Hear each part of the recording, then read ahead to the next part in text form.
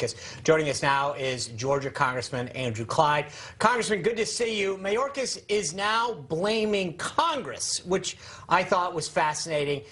So he's making it clear that it's Congress' fault. But what I thought was fascinating was he able to articulate what specifically, since his party controls both houses, is it funding, is it policy changes, or are they letting him off the hook and just saying, yeah, it's our fault? Oh, well, thank you, Sean. No, they're letting him off the hook.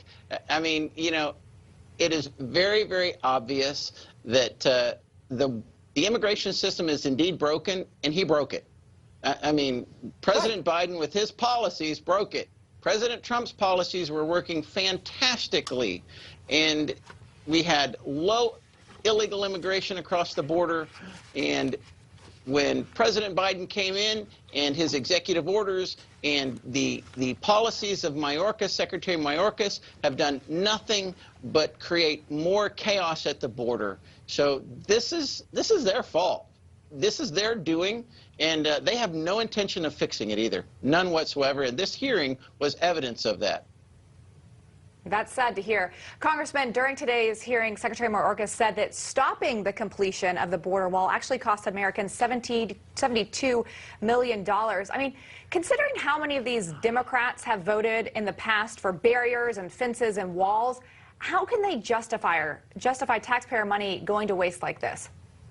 Well, I mean, Nancy Pelosi put a wall around the Capitol with razor wire on it. Nancy Pelosi has a wall around her house. I mean, walls work. We know walls work. And President Trump was doing a fantastic job of building the wall on the southern border. But when President Biden came in, then, you know, that stopped. The government lost tremendous amounts of money. There is product still on the border that has never been, you know, fencing that's never been put up. You know, this is a huge crisis that Biden created. President Trump's policies were fantastic. We need to go back to those policies. That would fix the issues right here. But the Democrats want none of that because they want increased illegal immigration. That's exactly what they want. So based on all of this, right, I know I've heard rumblings and reports that Republicans are basically, you know, in advance of getting back in the majority, are laying the groundwork to impeach Mayorkas over his mishandling of the border. Is there any credence to these reports? Oh, yes. There's a lot of credibility to these reports. In fact, I'm happy to vote for his impeachment. My questioning time got cut from 5 to 2 minutes because of the vote series, but my last statement was going to be I'm going to look forward in January 2023 of voting to impeach Secretary Mayorkas if he is still the secretary. In fact, if he's smart, he will resign before that time. But there is plenty of sentiment. Go ahead. Is anyone organizing an effort, or is it just you'll vote for it? But is there somebody that's actually coordinating an effort right now, either in leadership or elsewhere, to lay the groundwork for his impeachment? Oh, absolutely. Oh, yes. There's definitely a coordinated effort. Oh, the Freedom Caucus is, that's for sure. I mean, we've got that moving forward. I mean, we've got it all drafted. I've seen the draft myself. So I'm happy to support it, and there's a whole lot of others in our conference that will. But you know what? It's just not going to cross the finish line until we take back the majority, Sean. That's what we've got to do. And until we do that, you know, any impeachment's dead in the water.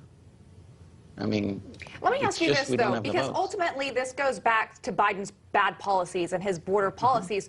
So getting rid of Mayorkas, what does that do for you? Because he'll just fill the position potentially with somebody else who will follow his policies. Well, maybe they will, maybe they won't, you know. But right now, Mayorkas is the tip of the Biden spear that is skewering our laws that are creating border security. And as a result, we don't have border security. And we don't have operational control of the border either. And that's one thing that Mayorkas said today that was a flat-out lie. He told a lot of lies today, and we called him out on it. But it just his actions are completely unacceptable, and what he's doing is just violating the Constitution, violating his oath of office. He is not faithfully executing the laws that Congress has passed and the President has signed, and he needs to go. And I think we'll have the votes.